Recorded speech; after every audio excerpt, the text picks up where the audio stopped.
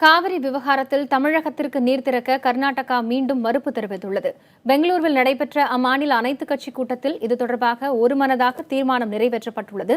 மேலும் தற்போது நடைபெற்று வரும் அமைச்சரவை குழு கூட்டத்தில் முக்கிய முடிவு எடுக்கப்படும் என்று தகவல் வெளியாகியுள்ளது. காவிரியில் தமிழகத்திற்குரிய தண்ணீரை இன்றிலிருந்து 6ஆம் தேதி வரை தர வேண்டும் என்று உச்சநீதிமன்றம் உத்தரவிட்டிருந்தது. எனினும் இதுவரை நீர் திறப்பு குறித்து கர்நாடகா தரப்பில் எந்த நடவடிக்கையும் எடுக்கப்படவில்லை. இந்த சூழலில் கர்நாடக அனைத்துக் கட்சி கூட்டம் பெங்களூருவில் நடைபெற்றது. இக்கூட்டத்தில் அனைத்துக் கட்சி எம்எல்ஏக்கள், கர்நாடக எம்பிக்கள் உள்ளிட்டோர் பங்கேற்றனர்.